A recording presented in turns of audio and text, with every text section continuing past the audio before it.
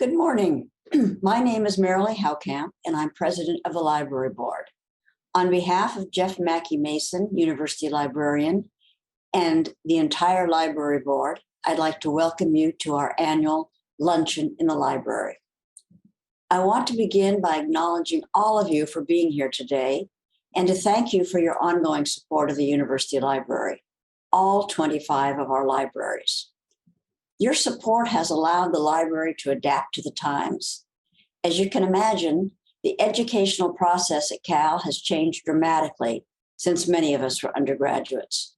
To keep pace, the library has also changed in significant ways. It isn't just a place where you go to find a quiet place to study by yourself, although you can still do that too.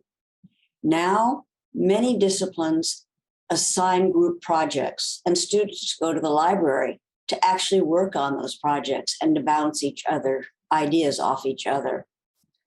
And maybe they bounce off each other too. The library is a place where students go to take classes on how to acquire and evaluate data, which in this day and age is extremely important to be able to evaluate what you're actually reading on the internet. It's a place where you can go and make 3D projects, perhaps of a building or of some project that you're doing for a class work assignment. And it's a place where students who live far from campus or have a very noisy living environment and they can't study at home can come and study late into the night. The library is this and so much more. And everything that the library provides, all the services it provides to students, is supported by your generosity. Thank you for that. It's really heartwarming to see that so many of you care about ensuring about the health and that the health of the library and that it thrives. If you want to learn more about how the library has evolved, I invite you to take advantage of the virtual coffee chats. These were started during the pandemic, and they take place on Fridays, usually 2 Fridays a month at 11 o'clock Pacific time. It's a chance to hear from Jeff, to see how the library is doing, whatever they're doing at the time. And it's to hear more in depth about your philanthropy and to see what services these experts are providing. And if you're interested in being invited to these coffee chats, contact Gigi Gillard. Gigi's the person who sent you the email to come today. The luncheon is a special treat for all of us as donors. Although we wish we could actually be in the library, as you can see, I'm where we would have eaten lunch. One of the positives of doing this is that we're able to invite so many more people from all over the US, indeed all over the world. No one needs to travel. We can do this from the comfort of our own living rooms. And as a matter of fact, we have over 160 people here today. That's more people than we would be able to accommodate if we were actually doing it in person.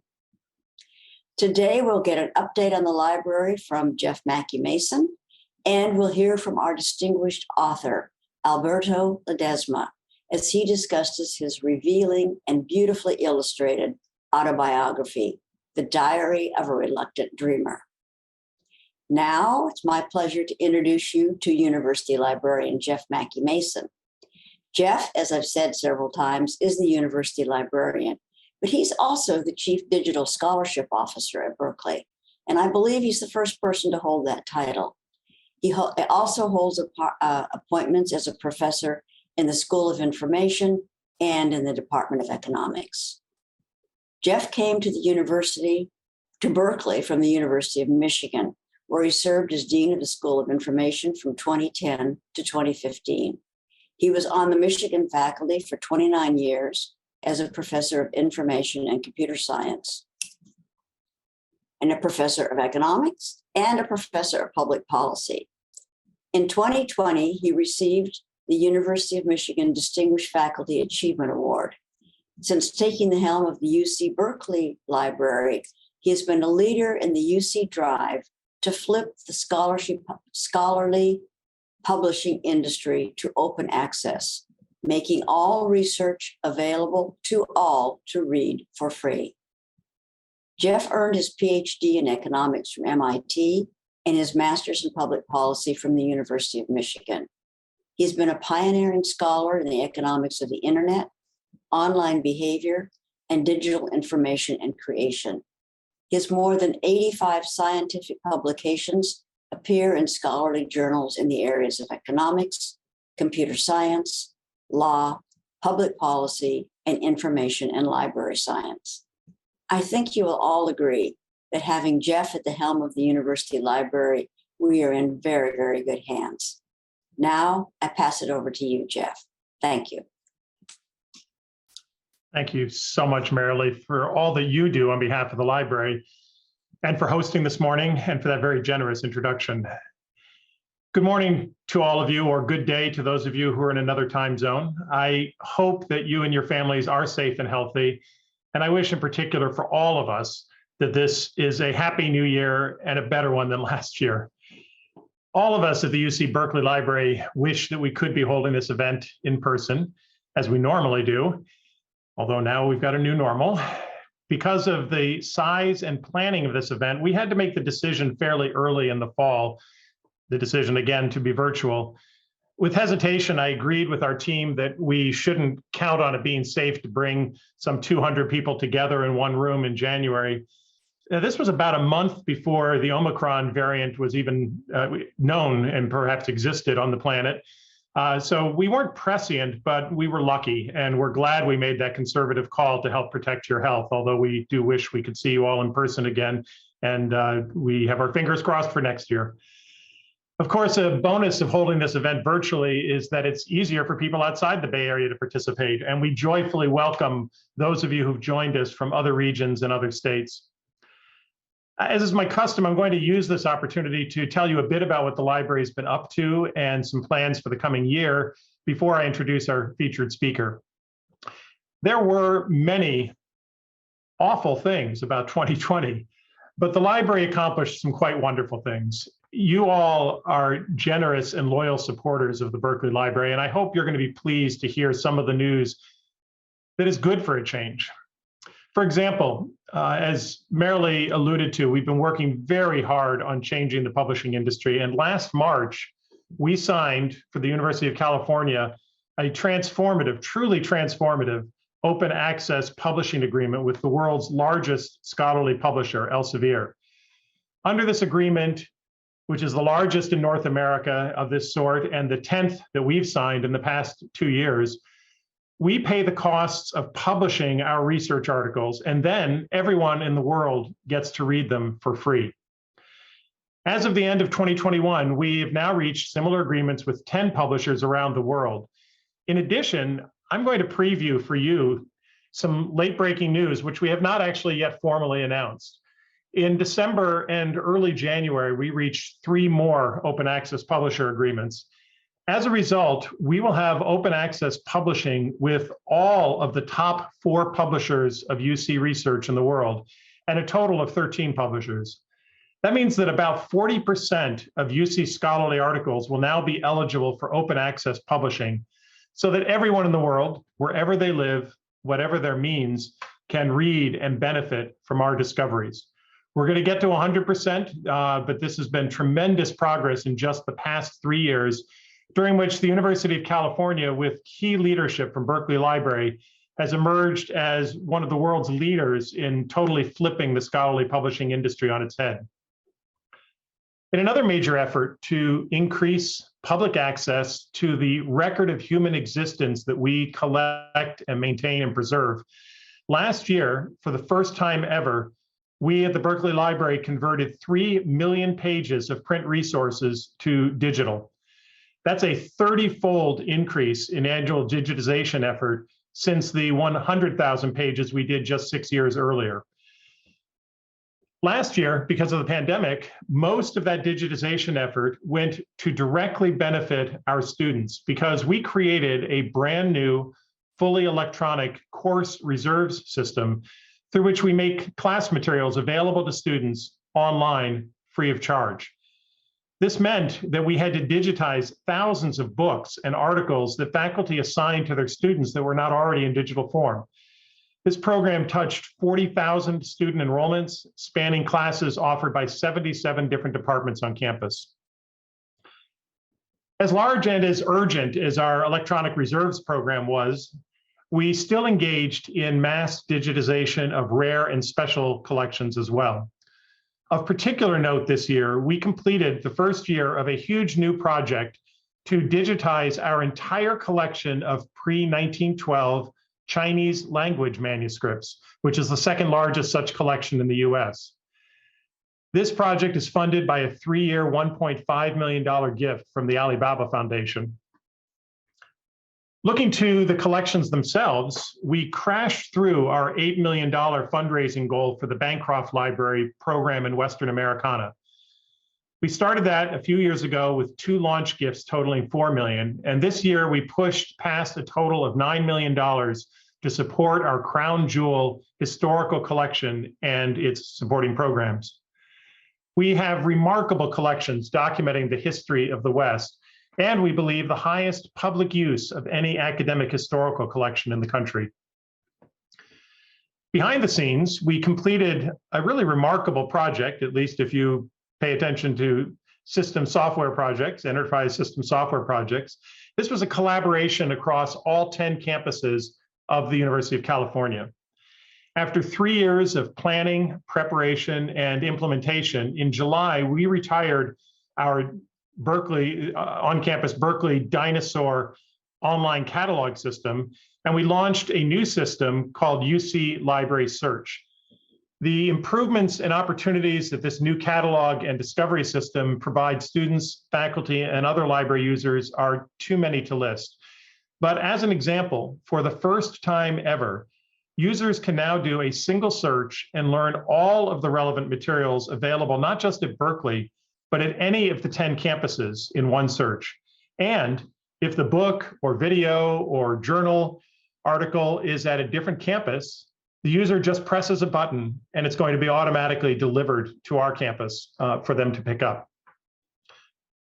Of course, the last summer already feels like years ago. Another huge item for us is that on August 25th, we reopened all of our 24 campus libraries for student, faculty, and public access. Reopening turned out to be a lot more complex than the abrupt closure in March 2020. For one thing, we had to hire about 600 student employees from scratch and train them all because most of our former student employees had graduated in the 2 graduation cycles while campus was closed. And speaking of our student employees, many of you have specifically supported our Work Plus Learn program, through which we are enabled to employ so many students.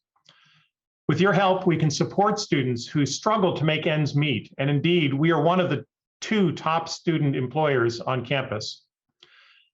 And while they're receiving income from us, they're also receiving work experience and training as modern information professionals. It's a program of which we're extraordinarily proud, and we couldn't do it without your support. We did manage to reopen the libraries on time, and the student users of our libraries swarmed back. We were more crowded than ever, ironically, because for the fall, large classes with more than 200 students were still taught online. But since all students had mostly in-person classes on campus, they needed someplace on campus to sit and attend their large online lectures, and many of them came to the library, taking advantage of our space, our Wi-Fi, and access to our information resources and experts. Well, we're still open today. Not today, actually, because today is a holiday, but we're still open last week and this coming week, despite Omicron. Our campus has been extraordinarily careful with health protocols, including mandatory indoor mask wearing and mandatory vaccination. And we continue to have one of the lowest infection rates in the country. So yes, 2021 had some dark and frustrating moments, but the library has been shining bright. Heading into 2022, we will continue. We will continue acquiring one of the most diverse and comprehensive collections of books, journals, maps, movies, photographs, and data sets of any university library in this country. We will continue teaching information and data literacy skills to thousands of students. We'll continue setting our treasures free by digitizing them and making them available to everyone, anywhere, anytime, online. We will continue our research consultations with students who are discovering how to gather data and facts and theories and turn them into new knowledge. and will continue employing about 600 students who learn information professional skills while supporting the cost of their education. I do hope that you continue to be excited about what your university library is doing, serving as the information heartbeat of the greatest public university in the world. Let's not ever forget that no university is great without a great library. Now, let me introduce you to today's very special guest. But first, one quick technical note. Near the bottom of your Zoom window, you should see a button labeled Q&A. Please use that, click on it, and use the input box to ask any questions you'd like of the speaker. I will be moderating questions and answers at the end of his talk, so I'll be accumulating them. You won't get answers until the Q&A period, but please type in any questions and answers you have, and we will have the speaker have a chance to answer them after his prepared talk. So let me introduce Alberto Ledesma, who grew up in East Oakland and received both his undergraduate and doctoral degrees from UC Berkeley. He earned a PhD in ethnic studies in 1996 and is a former faculty member at Cal State University, Monterey Bay, and a lecturer in ethnic studies at UC Berkeley. He's held several staff positions at UC Berkeley, including Director of Admissions at the School of Optometry and Writing Program Coordinator at the Student Learning Center. Currently, he serves as Assistant Dean for Diversity, Inclusion, and Equity in the Arts and Humanities at UC Berkeley. All of us have many facets to our identity, be it gender, ethnicity, athletic talent, being a parent or grandparent, and so forth. One thing I've learned about Alberto is that a foundational aspect of his identity is that he is a writer, and very talented at that.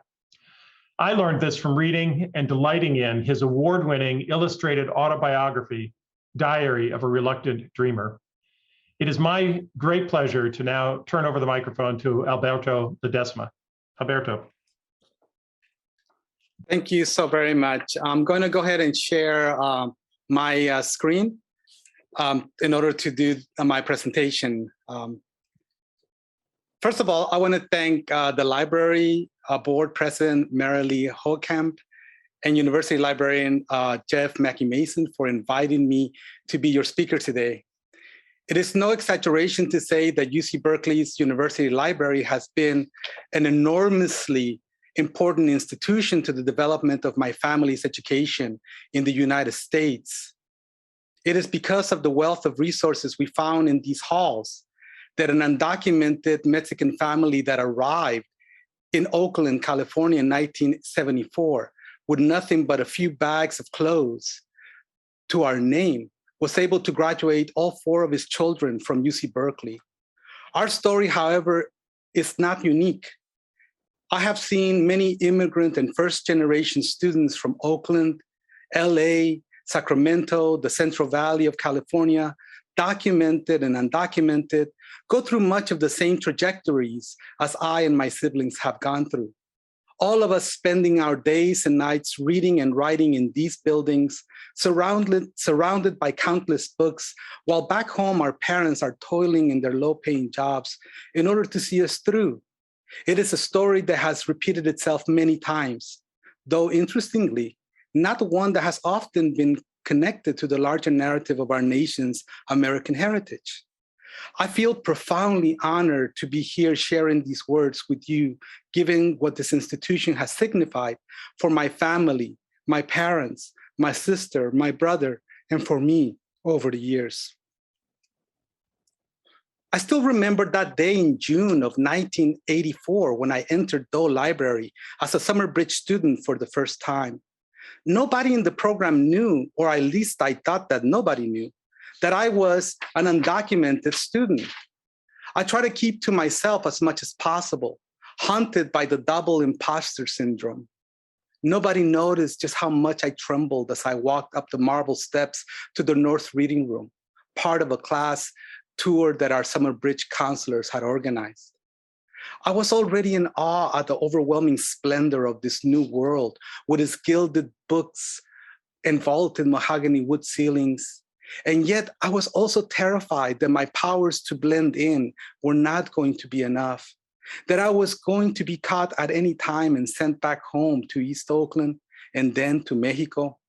How could I even fathom at that moment, along with all of my siblings, that one day I would graduate from this prestigious university, that my grandmother and parents would one day dress in their Sunday best to witness all of us walking across the stage at Pauley, Sellerbach, and Wheeler Hall to receive our diplomas, that 3 of us would end up with advanced degrees from the UC system, and that 2 of us would become administrators at this very institution.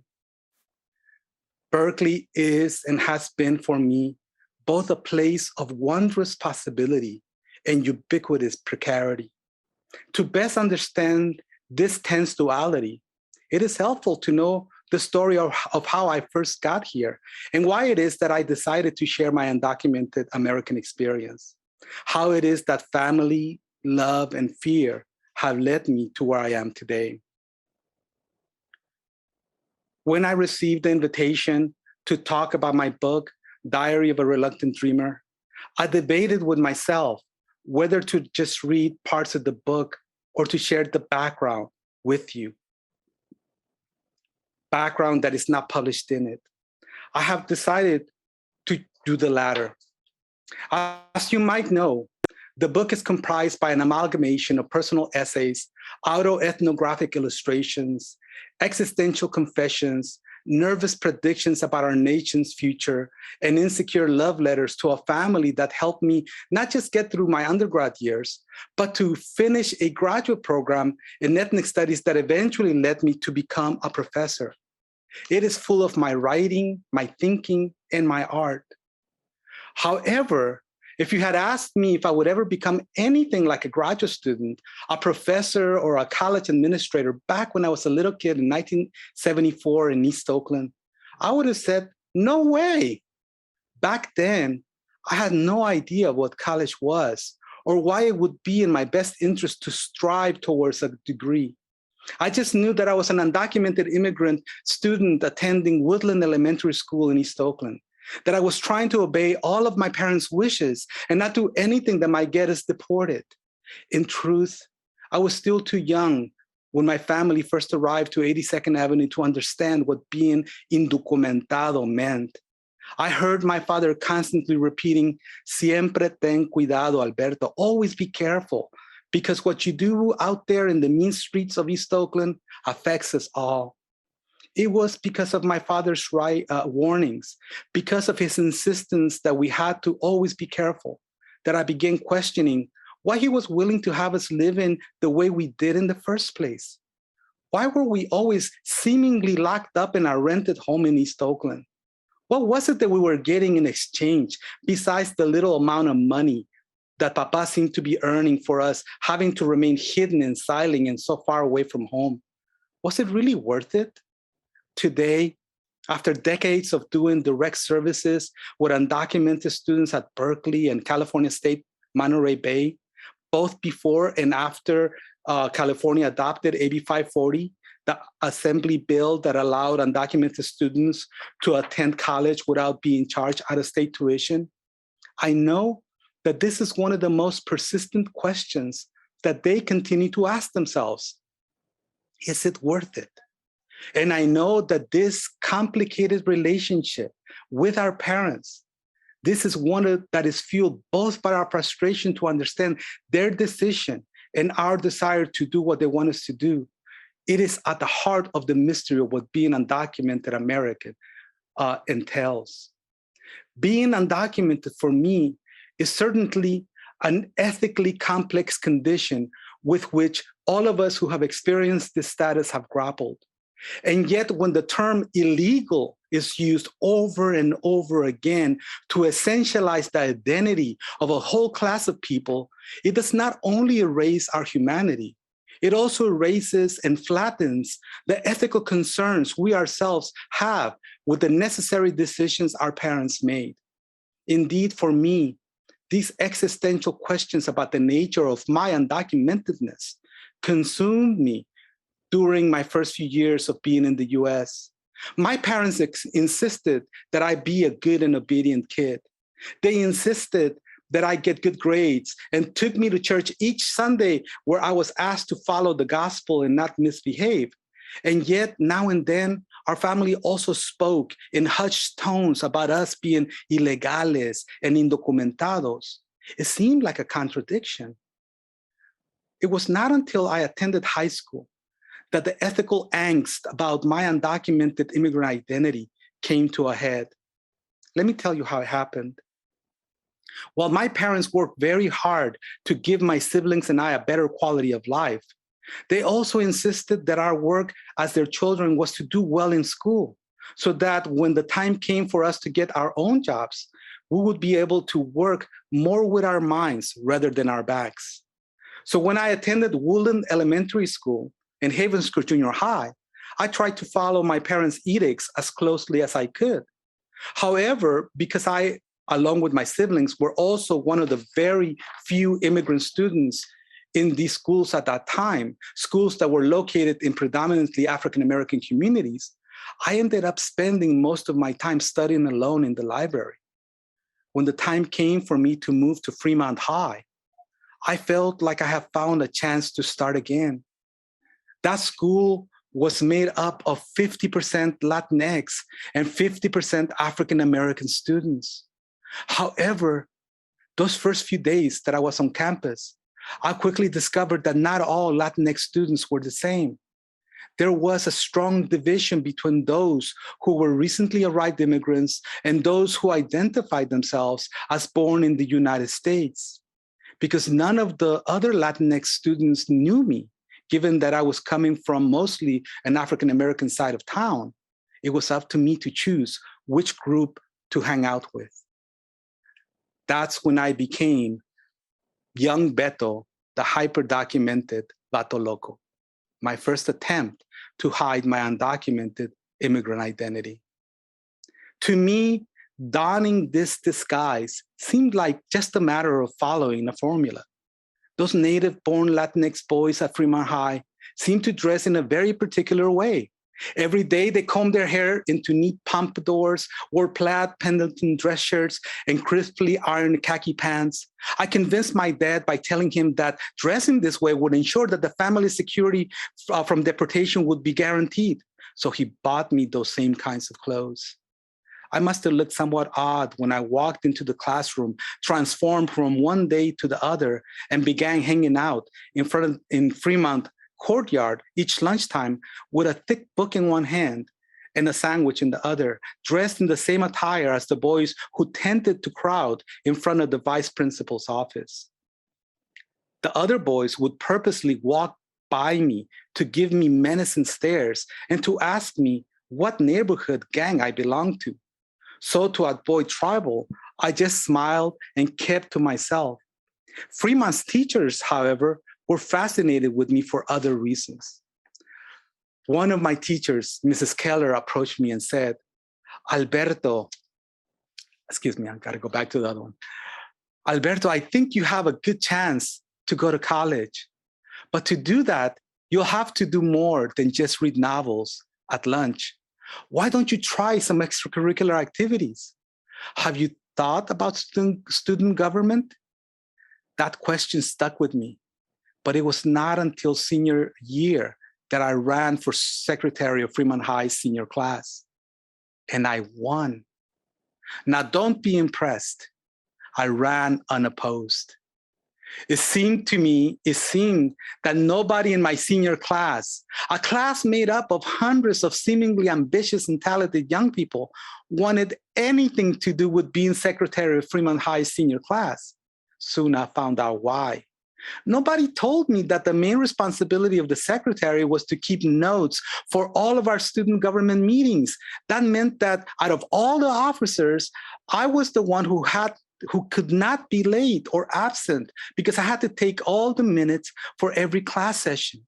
I also had to attend all meetings between the student body president and the principal, and had to help out with financial record keeping and doing flyers when we had school events. When I complained at home, Mama and Papa were not sympathetic at all. They were already working double shifts each day and barely scraping by. That's what you wanted. they said to me. A couple of months into the academic year, Edward, the kid who had actually been selected as our student body president, announced that he had decided to immediately resign because his father needed him to help out at the family restaurant they ran in the Fruitville district. When our government teacher asked if there was anyone who wanted to take over the duties Edward left behind, I raised my hand immediately. I still remember that afternoon after I had been selected, how the principal announced my name over the school's loudspeaker. Effective immediately, he mumbled in his gravely drone, Alberto Ledesma would assume the position of Fremont High's new student body president. Almost all of my friends teased me about it the rest of the day. I could never anticipate, however, the surprise that was in store for me later that night when I returned back home. My mom called the small blue house on 82nd Avenue that my father had found for us when we first arrived in Oakland a tripa, an intestine, because of how long and narrow it was, with a small room stacked one after the other, as if it were a wooden boxcar with an asphalt tile roof. The best room in the house, the one with the largest window and the most open space, was in the front. That's where my dad spent most of his time watching Canal 14 and waiting for his brothers back in Mexico to ring him on the green rotary phone that was affixed next to his chair. My room was at the very end of the tripa, a small storage space where Mama kept boxes of clothes that we had outgrown, but that she wanted to take back to Mexico when the inevitable date of our return arrived. The beige boxes towered around the metal cot on which I slept and did my homework each night. I was thus surprised on that night of my election, as I sat on my cot to do my homework, when I heard my father's voice thundering all the way from the front of the house. Alberto, come quick. You have a telephone call. I never got telephone calls. It's a girl, he added, and I especially never got calls from girls. Hola, Alberto. A girl's voice spoke my name as if whispering. How are you doing? I could not place the sound of her voice.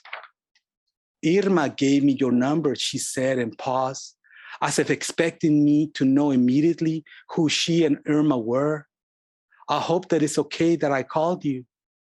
I continued to struggle to place her, confused because I had never heard my name spoken by the person on the other side of the line. Then it hit me, the soft volume with which she pronounced her syllables, the way she finished her sentences as if they were questions. It was Sonia Eugenia Flores, the exact girl that all of my friends in sixth period gym class spoke about nonstop when we played pickup games of basketball, the prettiest girl at school. For a moment, before I told her that I recognized her, that I felt suspicious. Hey, congratulations, she said, on becoming student body president. Maybe one of the guys had put her up to it, I thought. I just want to get to know you better, she said, and was wondering if you want to hang out one of these days. Man, I could not get the words out fast enough, especially when my dad gestured to me that I had to get off the phone because one of his brothers might be trying to call him. Of course, I blurted out, instantly ecstatic about the chance she had offered me, and one that all of my friends would surely jump at had they themselves had the chance. You really seem to have it together, she said. I was suspicious at first, but for the next several months after our initial conversation, we went everywhere in East Oakland that I could afford to take us with the small amount of money I earned from my part-time work at the Chuck Burger's family restaurant in San Leandro, where I worked on weekend mornings. Every Saturday and Sunday night, I filled my pants pockets with fistfuls of quarters I received as tips for cleaning tables and bussing dishes and coffee cups at the restaurant. And though I felt awkward stacking all of those quarters on the counters whenever we went to McDonald's by Alameda's South Shore Mall, that tip money was still enough to pay for our weekend bus fares or for gas when my father lent me his station wagon. With it, we went to the movies, to the Grand Lake Theater, or to Fenton's for milkshakes. And when the quarters were scarce, it was Mama who would save the day by making sandwiches, and I would just take Sonia for walks around Lake Merritt or along the Berkeley Marina. In all, Sonia seemed happy as we held hands, as if in spite of my poverty, she could actually see us making a life together. It was on a cool Friday morning night in early April, a few days after I had received the thick envelope from Berkeley that was supposed to tell me if I was going to go to college. A few months earlier, my counselor had sent the application without me knowing it. Here now was the result. I noticed that Sonia lingered a little longer than usual when we returned from our date. Boy George's Karma Chameleon had been playing on the radio as I pulled my father's station wagon to the front of her house. She turned towards me, smiled as she gave me a peck on the cheek, and began exiting. Then, right as she was about to close the door, she turned and asked if I could do her a big favor. For me, I worried about the letter that I had just received and that I had waited to open for almost 3 days.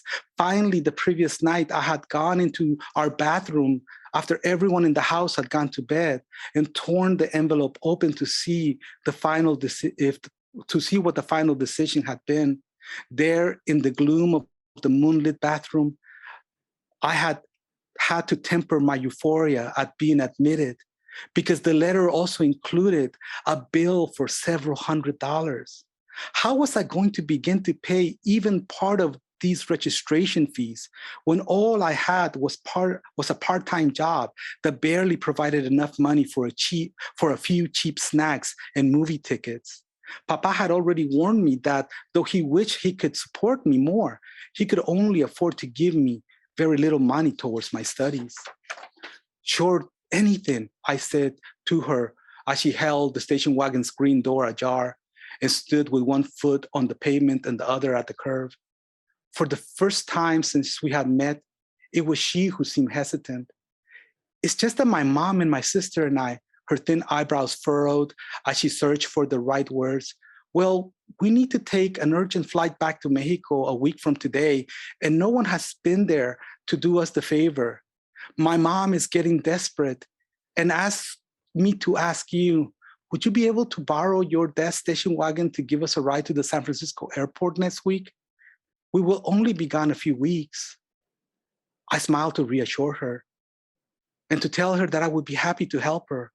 And though I also wanted to talk to her about my own anxiety about attending Berkeley, I kept that quiet. At home, Papa became angry because I had volunteered the use of the station wagon without first asking him for permission. How do you know that I will not be using it myself, he said, as I gave him back the keys. You can't just go around promising to do things for people that you might not be able to do.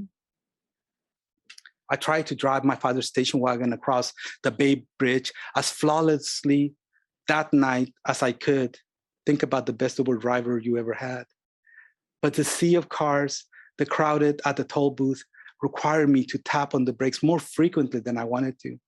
Not that Sonia or her mother seemed to notice. Though it was a little past 8, a wall of red taillights brought us to a crawl, and I tried to merge into the quickest lanes that would get us to San Francisco. Sonia's sister sat next to me. I hope everything goes well with your trip. I tried to break the ice. Sonia's sister was the only one to respond with a tentative, I hope so too. I looked on the rearview mirror and saw that Sonia had tears in her eyes and that her mother had placed her hand on Sonia's shoulder. Every now and then I would try to make eye contact with her, but Sonia hardly looked up and would instead lean closer to her mother to whisper. With the whir of the traffic, and because I wanted to give them a smooth ride, I could only catch passing phrases from what seemed like a tense conversation happening behind me. Still, occasionally, I could discern words like lawyer, consulate, papers, enough for me to figure out that whatever was being discussed, it had something to do with immigration. It was past 9 when we finally drove into the airport's parking lot with Sonia, her mother, and sister, all possessed by the same stillness as I headed towards the international flights terminal. By now, Sonia's face had assumed a constant stoicism, her eyes weary from all the crying. But she and her mother got off the station wagon warily and said nothing as we unloaded the luggage and placed it on a metal cart that someone had conveniently left nearby. And we walked towards the gate. Only ticketed passengers were allowed to go past security. So right before she walked through the metal detectors, along with her mother and sister, she turned towards me to say goodbye. I hope that everything goes well for you in Mexico, Sonia, I said as I took her hand. I will be waiting for you. She gave me a quick hug and a kiss on the right cheek. And right as she was about to turn around to get into the security queue, I will never forget what I said next to her. Look, it seems to me that you and your family are having some kind of immigration issue. Don't worry about it. Whatever I can do to help, please count on me. After all, I am also undocumented. The confused look on her face after I spoke was unlike any expression that I had ever seen her make before. For a moment, she seemed frozen, as if she was having trouble processing what I had disclosed. Then her mother called her, and she was off. She was supposed to be back in 2 weeks, but a month passed, then 2 months, and then 3 and 4.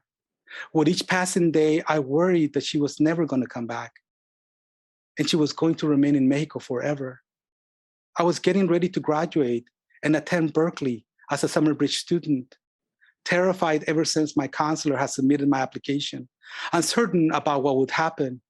But now, with one drama still unresolved and another about to start, I at least wanted closure on what had happened to Sonia. Before she left, Sonia had mentioned to me that she had a cousin living in East Oakland by the last name of Diaz. So I got the telephone book and I decided to call every Diaz that was listed. Do you know how many Diazes lived in East Oakland in the 1980s? Almost all of them cursed me out. But after so many tries and so many people hanging up on me, someone answered me who actually knew Sonia. Yes, and I know you too, she said when she picked up the telephone. I saw you at Fremont each lunchtime reading your book. We were in the same Spanish class when we were juniors. But haven't you heard? Sonia has been back for more than a month now. My heart dropped to the floor. Look, if you go to her house on Sunday, maybe you can see her and my aunt working on their garden. They do that every Sunday. That Sunday, that's just what I did. I drove to her house, and there she was. I noticed that as soon as we made eye contact, as soon as she saw my father's station wagon driving near her house, she began to walk towards me, as if she was expecting me. I didn't get out. I just sat there and waited as she approached. I probably should have told you something earlier, she said as she got into the station wagon. I probably should have written or at least called you. It's just that when you told me that you were not a citizen, well, I knew that things were between us could never work. I had liked you when I thought you were going somewhere, when I thought you had it together, and that you could help me with my own problems, especially if things didn't work out in Mexico. But when you told me that you were illegal, no, that could never work. In many ways, you may think that the story that I have related to you here is one-sided, a chronicle that casts Sonia Eugenia as nothing more than the antagonist of a Mexican telenovela. But that's exactly my point. The truth is that I never really knew who Sonia Eugenia Flores was. The tragedy of our encounter was that we might have been too much alike, each of us donning a disguise in order to better our lives and that of our families, only to discover too late, after the fatal flaw had been revealed, that our similarity would only compound our misery. Initially, I felt shocked and hurt because I thought that Sonia had not seen the real me, that she had misunderstood my sincere desire to make her happy. But of course, I had not seen the real Sonia. I was so caught up in my desire to impress her and others with my act as the model immigrant that I could not notice that the sultry persona she was projecting was also a disguise. In fact, a large part of my desire for being with her was precisely the result of how each of us had fooled each other. She was the unattainable beauty who had expressed interest in me as opposed to my friends. And in her eyes, I was probably the immigrant most likely to succeed. Each of us projected a facade like Ellison's Invisible Man of the kind of image we thought would save us each from our undocumentedness. I think that it was this experience, visceral as it was, that first me got to think critically about exploring the intricacies of undocumented immigrant epistemology. And so this, in essence, is what my book is about.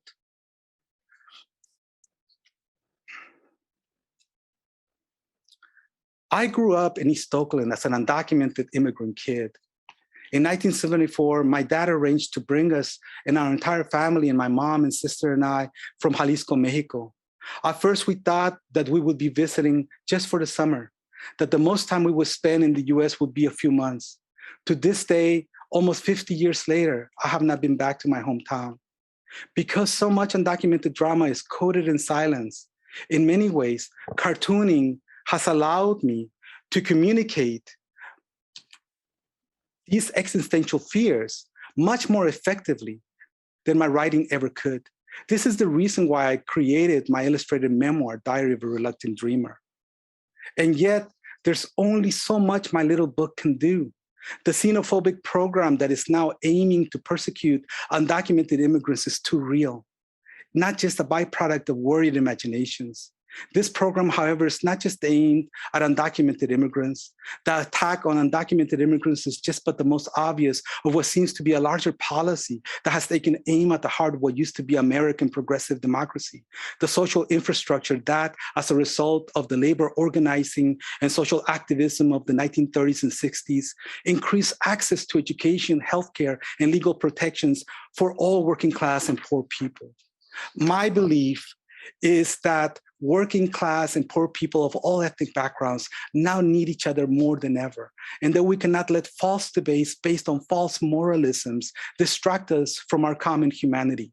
To view undocumented immigrant experience in the US as a totally unredeemable experience that needs to be excised without mercy is to buy a false equivalency that has already stopped us from discerning what is lawful versus what is just. This is the reason why I have chosen to confront my fears about what it meant for me to be undocumented, because I cannot ask that people show empathy for the undocumented community unless I first show empathy for the totality of my own undocumented experience. And that is why, in spite of my fears, I will continue to assume a responsibility, as stumbling as it may be, in order to illustrate my undocumented American life and to honor all those people in my life who gave me reason for hope, my parents, community, and my teachers. But of my parents, I want to say a particular word. They were the ones who had the original vision of a better life. And because of them, in their undocumented altruism, that spirit remains strong. And yet, there is a depressing reality about our current condition. Things are screwed up. We are up against great odds. There's a lot to be afraid of. So this is my advice to you, and the reason why I do have hope. That fear, which warns us that we live in a dangerous world, which itself seems not to tolerate what is foreign, it's also a fear that acts as fuel that can push us to help our families and communities. It gives us urgency and motivation. We feel it as we move forward.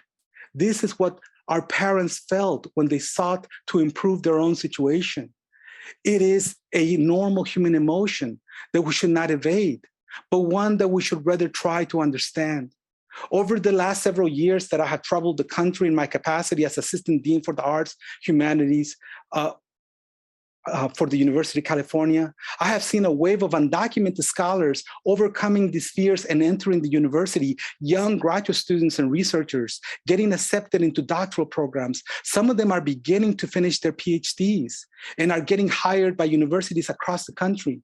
Maybe, has occurred to me, some of them will soon begin to develop a new field of study focused on their unique American experience, a field called undocumented American studies.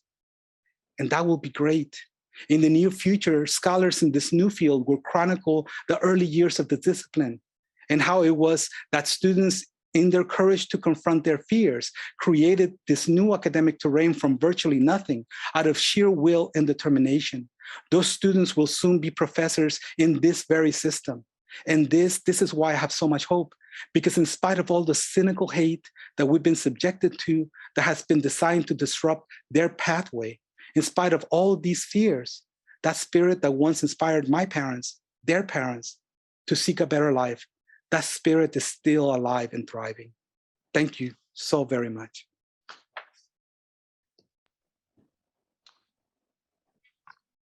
Alberto, thank you. Thank you so much for that very moving talk. We now have time for questions from our guests. Please type in questions for Alberto in the Q&A box, which should be at the bottom of your Zoom window, and I will moderate them. Let me start with a question following up on the spirit of your talk, I think, and something you wrote about in the book. You described in the book creating your illustrated diary entries as a, quote, sort of therapy that helped me grapple with my shifting identities. I'm sure that many of us in the audience, and certainly me, have engaged in various types of conscious and subconscious therapy over the years. Can you say a bit more about how you experienced writing and drawing as therapy?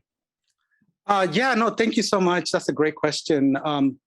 Well, I mean, one of the things, and I've seen this with quite a number of undocumented students that I've also worked with, is that it seems that when you're undocumented, often that experience, you're socialized so much into not talking about that experience, both by your parents, but also, you know, in our society.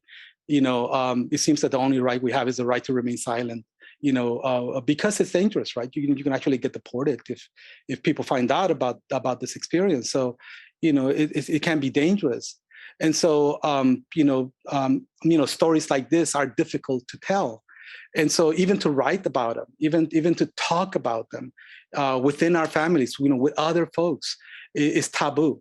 And so it took a long time, you know, for me to begin to talk about this. It's no accident that I began writing about this after our family had gained legalized status.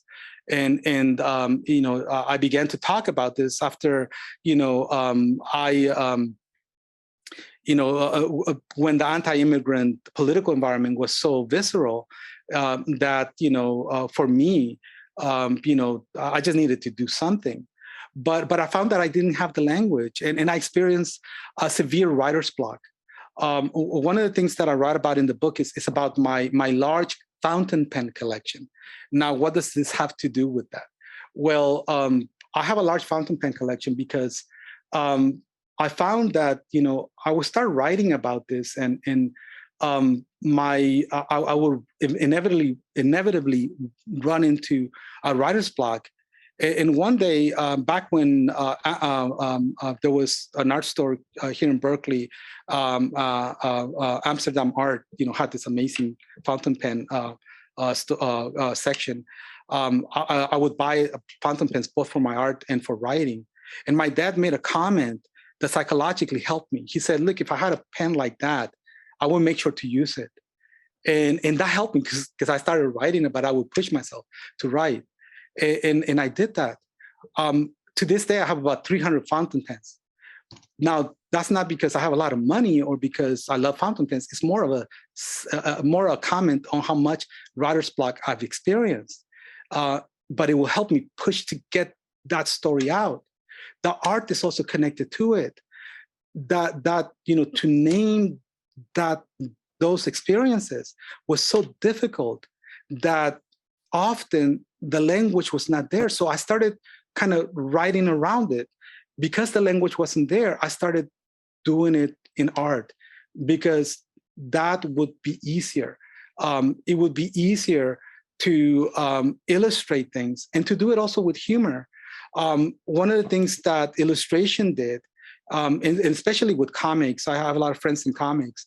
When you write, when you draw, and you do comic art, there's a sequential comic art. There's a lot that is captured in the gutters. When you put, if you read a lot of comic books, you do a scene where you draw a panel, and then one panel, there's another panel. In between those two panels, there's a little white space. There's a lot that is implied in that space in terms of the narrative that's being developed. Well, with undocumented immigrant narrative, that's where the richness is at. There's a lot of strategic silence that is captured there. And so for me, that was treasure. And so I started doing a lot of art because that's where, it lent itself. And so soon I found out that that's where the therapy was happening. When I started doing my art and I used Facebook to share a lot of the things that are in the book, I realized that it wasn't just me that was the beneficiary of this therapy. I started getting all these responses from people. I went from having 12 friends to having 100 friends and 1,000 friends, because they were saying, that is my experience also. And your art is given through a graphic language, through kind of the graphic illustration. You're embodying things that I can never name before. And so that's where the therapy was happening. Thank you, Alberto. You're remarkably reflective and so powerful. I really appreciate that. We're getting a number of questions from our audience. I'm delighted. I will start with one from Chris, who asked if you could talk a bit more about undocumented student support on the Cal campus. For instance, do they get counseling service, legal assistance, financial aid, et cetera? Yes. Luckily, I've been on campus for a long time, and I've been here connected to the emergence of the undocumented student program that is now part of the Vice Chancellor for Equity and Inclusion portfolio. We have the nation's leading undocumented student program, and they do amazing work. Dania Matos does an amazing job in running that program. So if there's any support that you can direct in that direction, really do champion. And they provide very comprehensive support, both for undergraduate and graduate students. And there are very comprehensive needs, the students have. The book title comes from the needs of these students. Part of the reason that I named the book The Reluctant Dreamer had a lot to do with students that I used to meet connected to the Undocumented Student Center. When I used to work at the Student Learning Center, often I would run into these students who would learn that they were undocumented only weeks before they came to campus. They had been attending elementary school, a middle school, and then high school without really knowing that they were undocumented. And it wasn't until they were about to come to college, when they had to submit, proof of their citizenship, that their parents would then, kind of sit them down and say, turns out that, we don't have those documents. And so, and at that point, of course, because of AB 540 and other, regulations in California, and we're lucky, to be in California that has great policies, for undocumented students, that they would learn that they were undocumented. The students would learn. And so while they would get the benefits of these policies, psychologically, a lot of these students were not ready to embrace those identities. And so, they would be able to come to campus, but, that identity was a difficult identity to embrace. And so they became reluctant dreamers, right? And so I would work with them in terms of what that meant when they had envisioned themselves as citizens their whole lives. Right? They had been socialized that way. They didn't speak with accents or anything like that, right? They had seen themselves as entitled to the American dream from the moment that they had gained consciousness, right? And here you had them in our university taking political science classes that spoke about the rights of Americans, knowing that those rights were hollow, right? And so it was, I work with a lot of these students, and it was interesting because you saw a lot of the conflicts of those ideals, particularly in their writing, and so that's where I work with them quite a bit. So much. Yeah. In a somewhat related vein, we have a question from Jay, who wanted to ask you to talk a bit more about the Student Writing Center program and what it is and how it relates, for instance, to your story. Oh, the writing program on campus is an amazing service. It's always been an amazing service. I could not have done what I've done were it not for the writing program. I came into the university as a STEM student. And then my first math class taught me the reality of what it meant to be STEM at Berkeley. So because of, it's an amazing university where there's high competition. I had a wonderful teacher in Summer Bridge back in 1984, Gail Offenbrown, who, even though I wrote with a heavy accent, immediately taught me that I had a story to tell. And even though I had all of these grammatical errors in my writing, she told me, that I understood, how to craft narrative. And so she encouraged me to not neglect writing. And so from that moment, the Writing Center became my place of refuge. And there were amazing professionals there. And so I started gravitating in that direction. And so the Writing Center at Berkeley has always been an amazing and democratic tool because it's a place that makes writing accessible to students. Writing communication is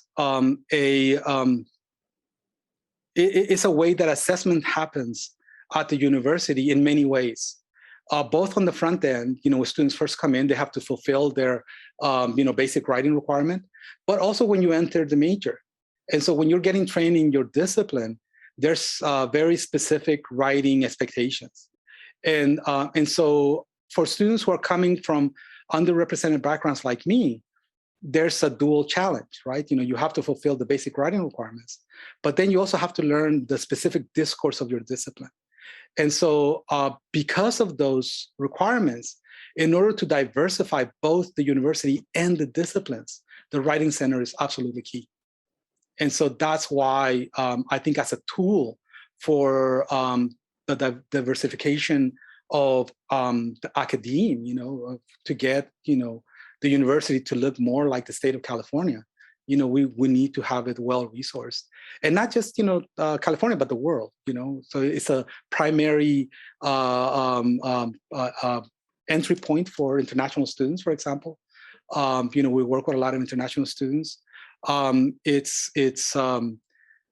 students, one of the things about writing tutors that I've always really admired is that one key characteristics of writing tutors is their altruistic spirit. The students who become writing tutors because they want to change the world. And they go there and they're like natural teachers. There's a common Freudian spirit that kind of binds them together. And, I spent 8 years there that were, amazing years, and made a lot of friends. And I've seen those students go out and become faculty throughout the country. And they're just amazing faculty. And so it is every year, you see students who work with each other and they're ambassadors for each other, making the university more accessible to each other, And that's where, faculty, do a great job in demystifying the university, but students slow down the discipline at each other's pace, where they work with each other at the level of each other's pace. And that is, a luxury and a benefit, that is wonderful. And only at the Learning Center can that happen. I share, I think, your enthusiasm and pleasure that we work at a university that cares so much about students with various challenges, not just undocumented students, of course. I think we're very, very fortunate to work in a community that has such a commitment to people with all sorts of needs. Cheryl thanks you for your illuminating presentation and asks what advice you have for other undocumented people, but I would say for anyone else who isn't a natural writer like you and who doesn't feel like expressing themselves through writing is their opportunity. How might they find their voice? Yeah, I mean, I do a lot of presentations for undocumented students, all the time, and the one thing that I tell them about it is, not to be afraid of fear. One of the characters that I point to a lot in my book, and I point to a lot in my presentations, is the comic Cantinflas. Very popular in Mexican film. Back in the 1940s, was considered to be the second most important comic behind Charlie Chaplin, globally, because of how hilarious he was, right? But Cantinflas became Cantinflas because of an accident. He didn't, it wasn't by design. And he became Cantinflas because of fear. So Mario Moreno had began, the story goes, he had begun by first wanting to be a boxer, but he was a terrible boxer. And so he kept getting knocked out. And so he said, maybe better try something else. So he decided to become a vaudevillian actor. Right. And so he went, back then they used to have kind of the vaudevillian, shows in these tents. Right. And so when he was going to do one of his first performances, he had a large audience. And so he went up on stage and he had practiced this routine with one of his partners. And he went up on stage. And when he went up, he forgot his lines. And I don't know about you, but if I went up in front of a big stage and I forgot my lines, that fight or flight, kind of instinct would force me to just ball up and, either like run away, right? It's like the worst thing in the world, right? And so, but maybe because of his boxing, kind of experience, what he ended up doing instead of running away is that he started improvising. He started doing, this, he created this language where he started like speaking in this made-up language where he tried to make fun of the elite in Mexico. Like he made up this language, and he made it sound funny. But all of a sudden, this large audience started laughing because they liked what he was doing, and he just he created this shtick on the fly, and people started laughing. And now for 50 years, that was his shtick. But he discovered it at the highest point of stress. And so when I talk to a lot of undocumented students, I said, you're always at the highest point of stress in this university. And in that highest point of stress, you can run away, you can ball up, but it's also an opportunity to discover new talents. And that's what Cantinflas teaches, that. And that's what we see. That's where the dreamer archetype comes from. Now, the dreamer archetype is problematic because it also often implies that only the most talented can succeed. And there's problems with that. And there's been a lot of critique about it.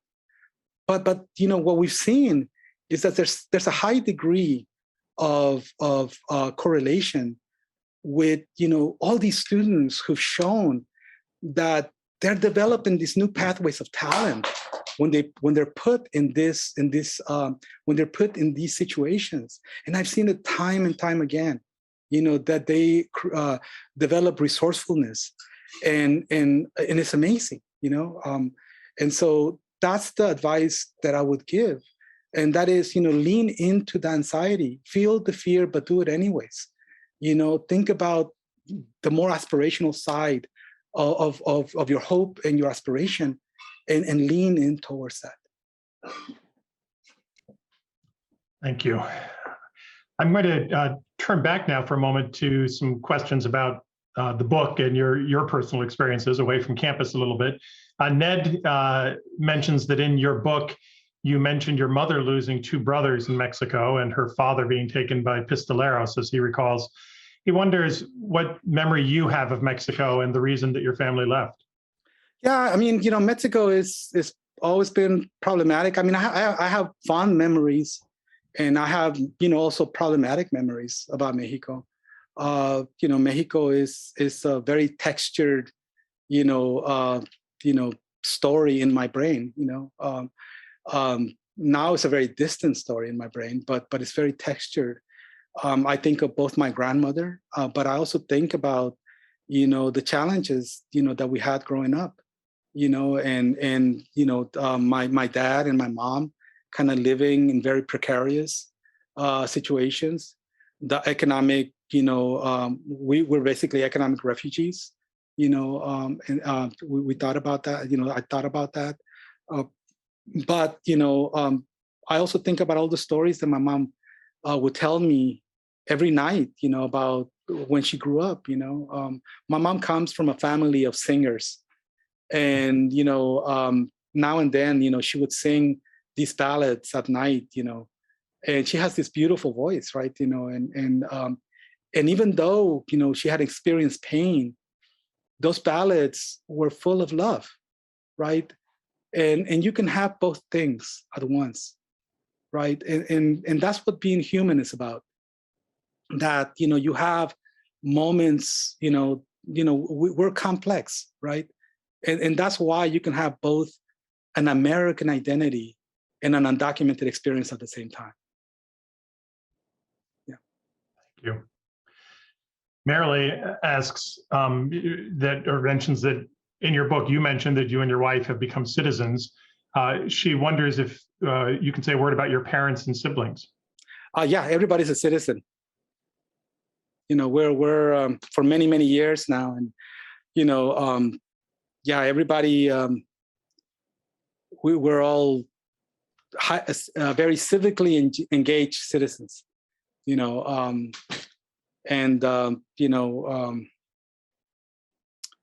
all of us, feel a sense of responsibility with our story, and feel that what we've gone through, that it is incumbent upon us to pay back that experience and honor, the sacrifice that our parents made. That's part of the reason I also, in the story, there's the book about embracing my undocumented experience, particularly as it relates to my own daughter, and making sure that cycle of taboo, that we don't replicate that around this identity. You're very open and honest and brave in your writing and in your speaking with us today. I hope it's okay if I ask you another personal issue, but it's something you wrote about in the book. You talked about your fears in part about writing the book and publishing it because you are talking about very personal things, including the fact that your family was undocumented. But you also wrote that you worried that whether your parents would be okay, that you wanted to confess what I thought, I'm quoting you now, confess what I thought was an unforgivable sin, that I actually resented my parents for bringing our family to the United States to suffer one humiliation after another. And yet, not yet, you felt that, you expressed that, but also in the book, in fact, in the opening of the book, you said that when your parents felt they had to return to Guadalajara because of your father's factory shutting down, that you resisted because by then you had decided you wanted to become an Americano and stay here. So like all of us, you have conflicting feelings, but this conflict about sharing your personal experience and your feelings about your parents, I think is very interesting. I wonder if you could say a word about how that inner conflict you think has shaped you and what you've done as a scholar, an educator, a student advocate. Yeah, no, I was very afraid about my parents and what they would say about the book, when it first came out. But I worked very closely with them, in terms of telling the truth, and wrestled with them, quite a bit. I mean, this story, it's one that, the whole family, we kind of went over it over and over and over again in terms of like, well, how do you tell the story? We have to tell it in a way that is true. I remember one day, after the book had been out, for I think at least several months, and it had been reviewed, and I had gotten a box of books, delivered to the house, and and I went to visit my parents, and I was nervous, because it was the first time that I was going to talk to my mom and dad about it. And when I got to the to my house, I usually entered through the middle door, which is where the kitchen is located. And my mom was there, and my mom always greeted me with a hug. And I mean, there's nothing that I could do wrong for my mom.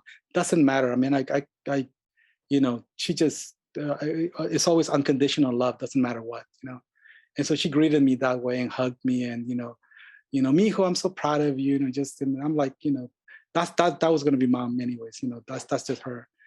And she said, yeah, your dad is up front. Why don't you just go say hi to him? And I was like super nervous, And so he was up front, again, talking to his brothers, on the phone. And I was nervous, and I went up front. And when I opened the door, I overheard him. And he was like, oh, yeah, it just came out like a few weeks ago. And I'm like, I'm on page 15. Did you see me? Yeah, I'm there. He was happy. And I'm like, dude, you know what I said? And he was, I almost cried, there. And he's been one of the biggest champions. And I love my dad. I love my dad with all my heart. And I did this book because of him. I wanted to be honest with him as much as possible. And I just, I wanted to be honest because of the integrity of the experience that he shared with me and that my mom shared with me.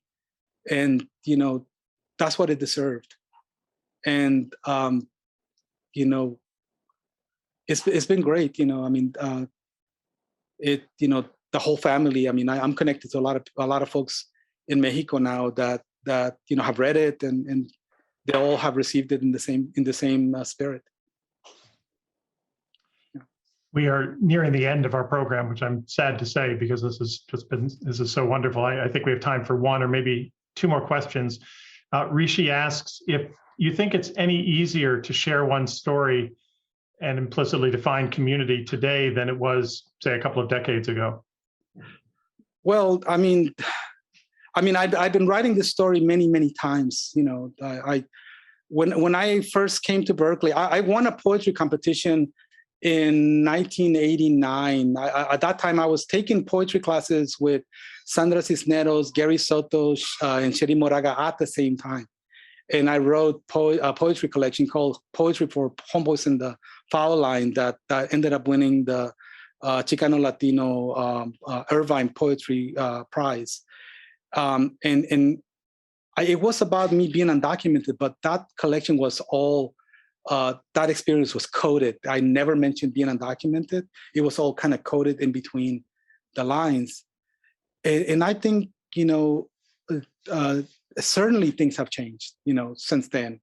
If I had said anything about me being undocumented, I think politically things would have been really dangerous, But now, after everything that has happened, there's a lot of writers. We just had Carla Cornejo Villavicencio on campus, who writes this amazing book, The Undocumented Americans. There is a body of work, that is being developed right now. There's a canon emerging. I wrote my dissertation on the representations of undocumented immigrants in Mexican American fiction, and my thesis was that they were not represented, hardly, but I couldn't say the same thing now, because there's been a lot of work that's been developed since then. So certainly things have changed quite a bit, but I think there's still quite a bit more to be done. Thank you. As a final question for you, I think this is a very appropriate one from Sue, who says, "Bravo. Thank you so much for your compelling words and writing. How can we help?" I think probably everybody in the audience is asking that question right now. I appreciate, I think just, supporting undocumented studies in whatever way, you can. And this is by, supporting students. There's a lot of undocumented graduate students that are applying to the university. And I think just letting departments know that that's okay.